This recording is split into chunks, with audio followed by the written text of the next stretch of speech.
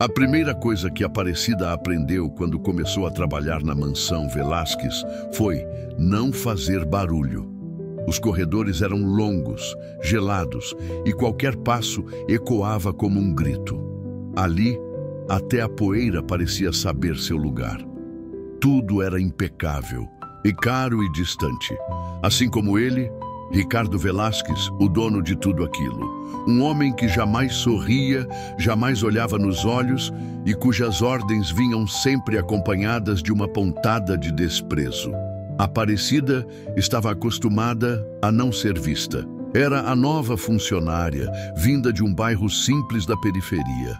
Viera recomendada por uma antiga governanta da casa e logo foi colocada como auxiliar geral. Um título elegante para quem limpava, cozinhava e fazia o que mais fosse necessário. Mas Aparecida escondia um segredo que ninguém ali sabia, um segredo que ela mesma havia enterrado. À noite, quando os outros empregados dormiam e os patrões sumiam para seus jantares caros, Aparecida se esgueirava até a sala de música da mansão. Um salão com teto abobadado, cortinas de veludo e ao centro um piano de cauda negra, que parecia ter sido deixado ali apenas para decoração. Ela abria a tampa com as mãos trêmulas, como quem invade um templo. E então seus dedos dançavam pelas teclas com uma delicadeza quase sagrada. Tocava de ouvido, de alma, de lembrança. Era como respirar. E era a única hora em que se sentia viva de verdade. Foi numa dessas madrugadas que algo mudou. Ela não sabia que havia câmeras, e muito menos que Ricardo Velázquez, em uma de suas raras noites insones, estava assistindo a tudo da tela de seu escritório. Ele observava em silêncio, incrédulo, a funcionária nova, tocando com a habilidade de uma solista profissional, sem partitura, sem hesitação. Quem era aquela mulher? Na manhã seguinte, Aparecida foi chamada ao escritório. O coração quase saiu pela boca. Ela pensou que seria demitida, que invadir o salão e tocar o piano havia sido um erro grave, mas não foi isso que encontrou. Ricardo a encarou com frieza. Em sua mão, uma taça de cristal. Em sua voz, uma sentença. Sábado, o jantar beneficente, 200 convidados. Você vai tocar. Ela arregalou os olhos sem entender. Como é? Balbuciou. Ele não repetiu. Apenas virou de costas, como se fosse óbvio que ela obedeceria. Como se aquilo fosse parte do trabalho. Como se não estivesse ordenando que ela revivesse o passado que mais doía. Ela sentiu o sangue gelar. Tocar para desconhecidos, ser o centro das atenções? Não. Isso não estava no contrato, mas com Ricardo Velázquez, recusar não era uma opção. O convite oficial dizia: jantar beneficente em prol da educação artística. Ricardo Velázquez tem o prazer de receber convidados ilustres para uma noite de arte, sabores e talento inesperado. Aparecida leu aquelas palavras sem acreditar que falavam dela. Talento inesperado. Ela não era um espetáculo. Era só uma empregada. E agora, exposta como atração da noite, se sentia como um bicho de circo, prestes a ser julgado. Nos dias que antecederam o jantar, a rotina virou um caos silencioso. Ninguém na equipe sabia o que estava acontecendo, só ela e Ricardo. Ele não comentou o assunto. Apenas mandou polir o piano, reformar o palco improvisado no salão e instalar luzes direcionadas. Mandou costurar um vestido preto elegante em sua medida, sem perguntar se ela queria usá-lo. No quarto pequeno onde dormia, Aparecida chorava baixinho. Não porque fosse tímida, mas porque aquele piano era a única coisa que ainda a ligava. A mãe, a mulher que a ensinara a tocar quando criança, antes de morrer num acidente de ônibus. O piano era um santuário, não um palco, não um espetáculo.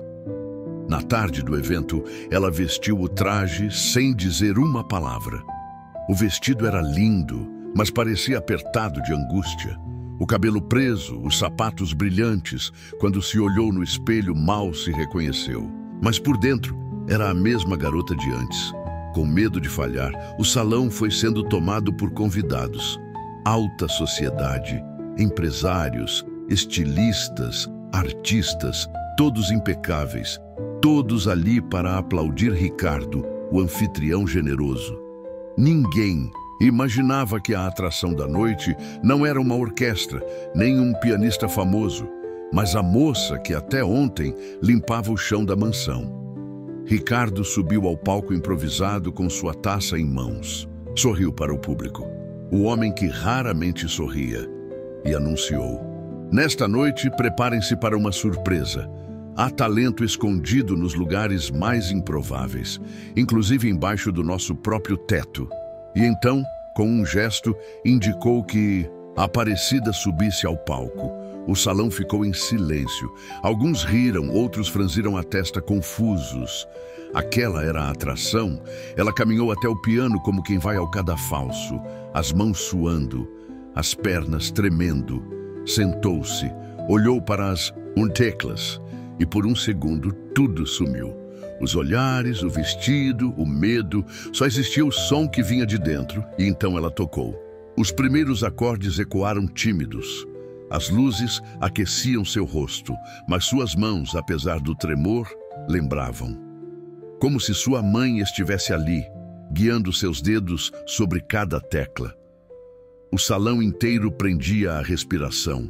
A música que ela escolheu, era Clair de Lune de Debussy, um clássico. Mas nas mãos de Aparecida ganhava outro tom, mais humano, mais dolorido, mais bonito. Cada nota era como uma lágrima que não caiu. Cada pausa, um segredo guardado desde a infância. No início, os convidados murmuravam. Havia quem cochichasse, quem zombasse com olhares. Mas depois de poucos compassos, tudo cessou. Até os garçons pararam. O som invadia o salão como se dissesse: "Olhem de novo, ouçam de verdade." Ricardo Velasquez, de pé ao fundo, segurava a taça como se tivesse esquecido que ela estava em sua mão. Não esperava aquilo. Queria surpresa, sim. Mas não. Emoção. E agora estava paralisado. Um desconforto tomava seu peito. Não era raiva. Era algo que ele já não sentia há anos. Admiração. Aparecida tocou por 5 minutos. O suficiente para contar sua história sem palavras. O suficiente para transformar aquela plateia arrogante em plateia emocionada. Quando a última nota foi tocada, houve um segundo de silêncio absoluto. E então, aplausos. Primeiro tímidos, depois fortes, intensos. Aplausos de verdade. Alguns convidados se levantaram, outros foram às lágrimas. Um maestro, sentado na segunda fileira, disse em voz alta: "Isso foi brilhante, inacreditável." Ela não sabia como reagir. Baixou os olhos, fez uma pequena reverência e desceu do palco o mais rápido que pôde. Nos bastidores, se apoiou na parede, ofegante, ainda trêmula. Não sabia se chorava, ria ou desmaiava. Tudo parecia um sonho. Mas então Ricardo apareceu. "Onde aprendeu a tocar assim?" ele perguntou. Sem expressão, Aparecida o encarou. "Pela primeira vez, sem medo. Com minha mãe.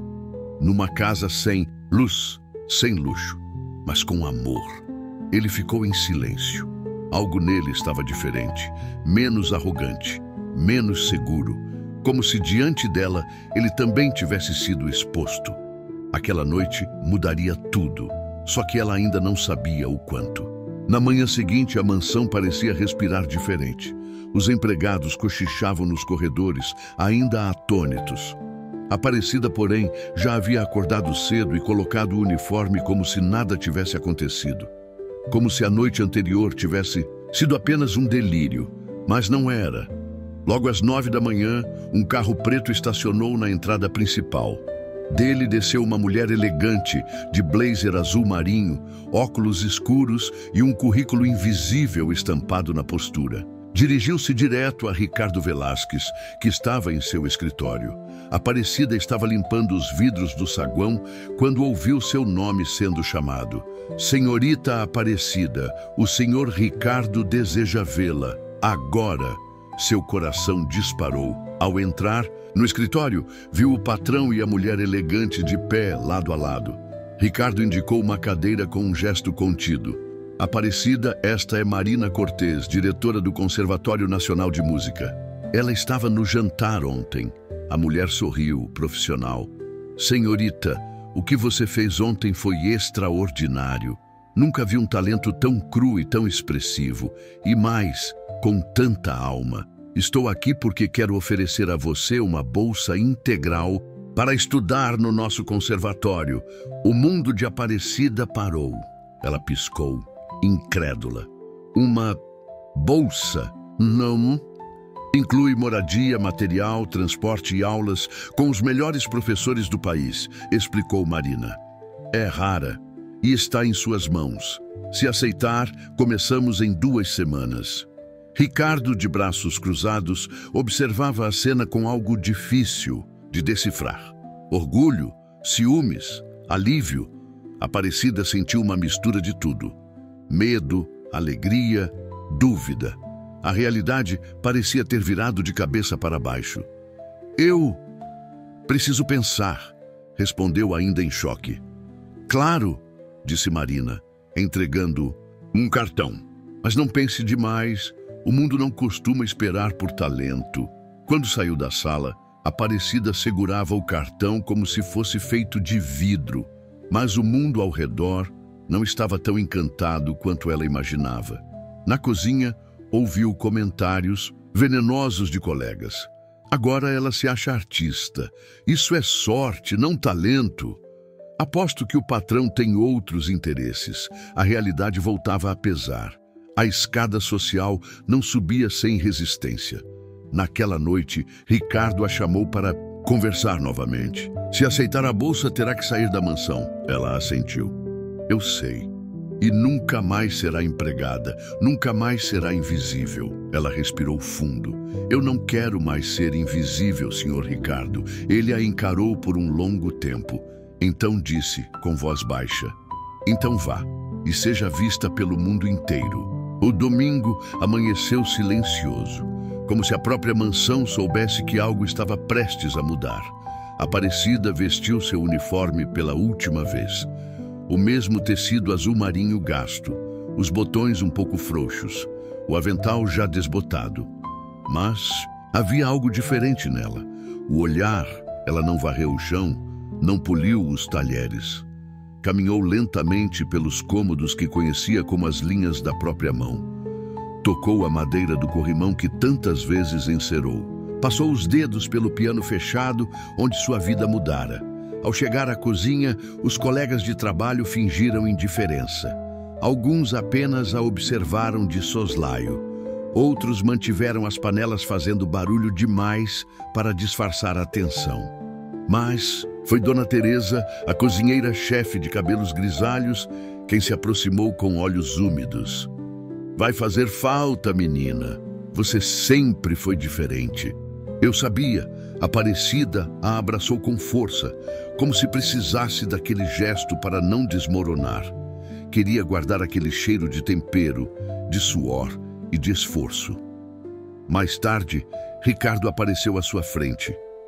Usava um terno cinza claro e segurava uma pequena caixa de madeira. Isto é para você, disse entregando-lhe a caixa. Dentro havia uma partitura antiga com anotações escritas à mão. No canto inferior, uma assinatura, Helena Velasquez. Era da minha mãe, explicou ele. Ela era pianista. Eu só percebi ontem que talvez eu esteja diante de alguém com a mesma alma que ela tinha. Aparecida engoliu em seco. Obrigada, Senhor Ricardo. Ele assentiu. Agora vá e toque esse mundo inteiro com uma mala pequena em mãos e o coração explodindo de medo e esperança. Aparecida saiu pela mesma porta dos fundos por onde havia entrado tantas vezes. Mas dessa vez era diferente.